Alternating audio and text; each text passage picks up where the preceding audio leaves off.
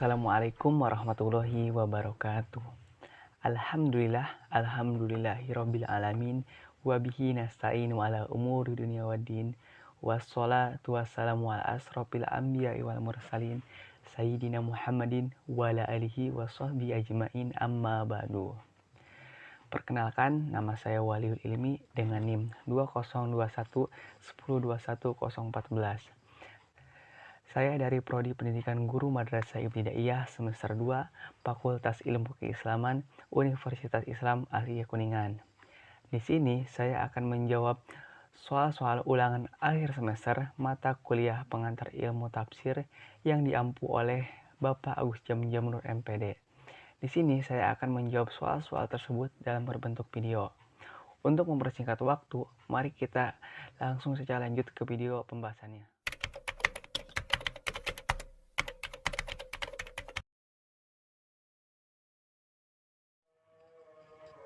Jadi, judul makalah dari kelompok pertama mata kuliah pengantar ilmu tafsir ini yaitu tentang pengertian dan perbedaan ilmu tafsir dan tafsir.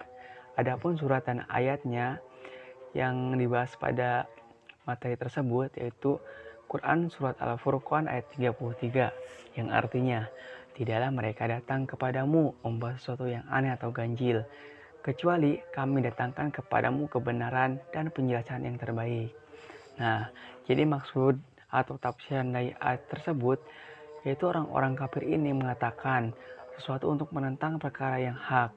Lalu Allah Subhanahu wa taala menyanggah orang-orang kafir itu dengan jawaban yang benar, lebih jelas, lebih terang, dan lebih pasti daripada ucapan mereka itu. Lalu menurut Ibnu Abbas, Said Ibnu Zubair mengatakan, jadi tafsiran tersebut yaitu suatu usaha untuk menjatuhkan Al-Quran dan Rasulullah SAW. Lalu Allah SWT ini datang dan menurunkan sesuatu yang benar hingga akhir hayat, kecuali Jibril. Kenapa Jibril? Karena Jibril ini tugasnya hanya mengemban dari Allah SWT untuk menjawab mereka.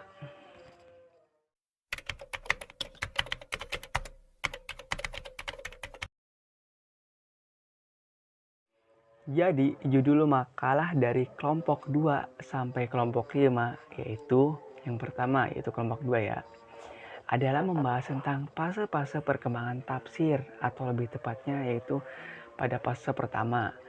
Nah, di dalamnya ini membahas tentang masa Nabi dan sahabat, sumber-sumber penafsiran pada masa sahabat, mufasir-mufasir yang berasal dari karangan sahabat, dan keistimewaan pada masa sahabat. Sedangkan pada materi kelompok 3 membahas tentang fase-fase perkembangan tafsir. Ya sama, tapi lebih tepatnya ini adalah pada fase kedua. Yang di dalamnya itu membahas tentang fase perkembangan tafsir masa tabi'in, sumber-sumber yang dipakai pada masa tabi'in, lalu gerakan penafsiran dan sekolah tafsir pada masa tabi'in, dan juga keistimewaan pada masa tabi'in. Sedangkan pada materi kelompok 4 membahas tentang fase-fase perkembangan tafsir, atau lebih tepatnya yaitu pada fase ketiga. Yang di dalamnya ini membahas tentang permulaan masa kodifikasi, yaitu dimulai dari pada periode akhir Bani Umayyah sampai dengan periode awal Khalifah Bani Abbasiyah. Sedangkan pada materi kelompok keempat yaitu membahas tentang jenis-jenis tafsir. Nah, yang membahas tentang tafsir al-ma'sur di dalamnya. Nah, tafsir al-ma'sur ini merupakan suatu ilmu yang membahas atau menuturkan atau membunyikan lafaz-lafaz Al-Quran tunggal maupun mengenai kata tarkib. Sedangkan menurut pendapat lain, tafsir ini adalah ilmu yang membahas tentang cara pengucapan lafaz-lafaz Al-Quran, makna-makna yang ditunjukkan dan hukum-hukumnya.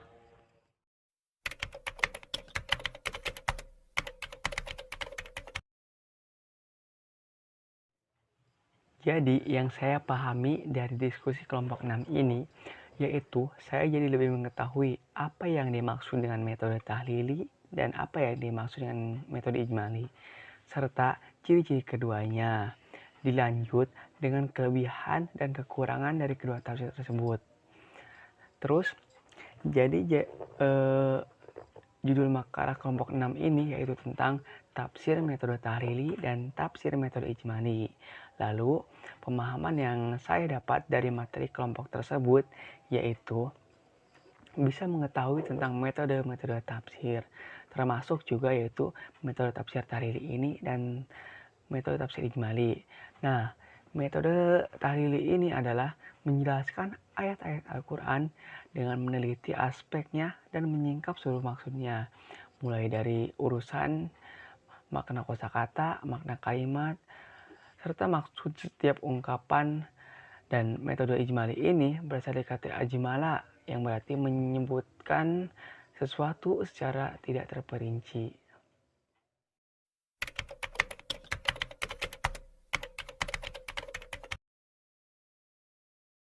Jadi, saya berasal dari kelompok 7 dan judul makalah yang saya presentasikan yaitu tentang metode tafsir muqaron dan metode tafsir maudu'i. Nah, metode tafsir muqaron ini dari segi bahasa adalah membandingkan di antara dua sesuatu.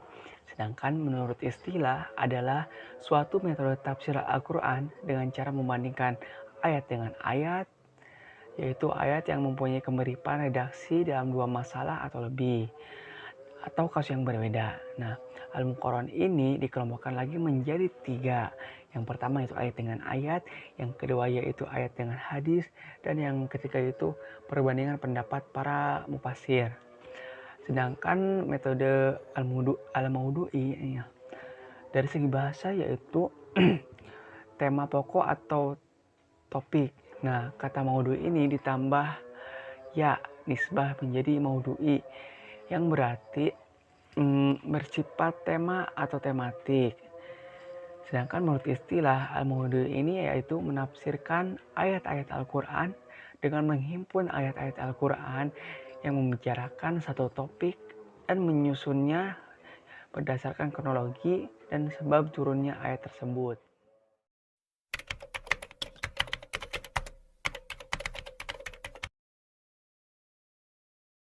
Dan yang nomor 5 yaitu, jadi tafsir ini diambil dari kata fassara yufasiru tafsiran yang berarti keterangan, penjelasan atau uraian. Menurut istilah, tafsir ini berarti menjelaskan makna ayat Al-Quran, keadaan, kisah, dan sebab turunnya ayat tersebut dengan lafal yang menunjukkan kepada makna zohir. Berbeda dengan ta'wil. Nah, ta'wil ini adalah kata awal yang berarti kembali atau arruju, atau juga kata al-ma'al yang artinya tempat kembali atau disebut al-masir, dan al-kibah yang berarti kesudahan. Dan ada yang menduga bahwa kata ini berasal dari kata al-iyalah yang berarti mengatur atau disebut juga dengan al-siyasah. Jadi secara istilah, takwil adalah memalingkan suatu lafal dari makna zohir kepada makna yang tidak zohir. Nah, dan juga yang dikandung oleh lafal tersebut jika memungkinkan makna itu sesuai dengan Alkitab dan Sunnah. Sedangkan perbedaannya yaitu menurut Raqib al-Asfahani mengatakan bahwa tafsir lebih umum daripada takwil. Dan tafsir juga lebih banyak penggunaannya dalam alfaz dan mufradat. Sedangkan takwil lebih banyak penggunaannya dalam makna-makna dan susunan kalimat, serta lebih banyak digunakan dalam kitab suci.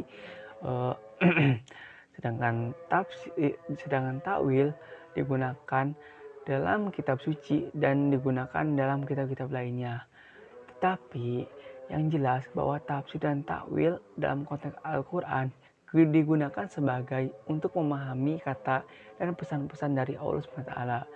Oleh karenanya, tidak heran jika ada ulama langsung mempersamakannya. Mungkin cukup sekian video pembahasan dari saya. Semoga video ini dapat bermanfaat. Kurang lebihnya saya mohon maaf. Wabillahi taufiq wal hidayah. Wassalamualaikum warahmatullahi wabarakatuh.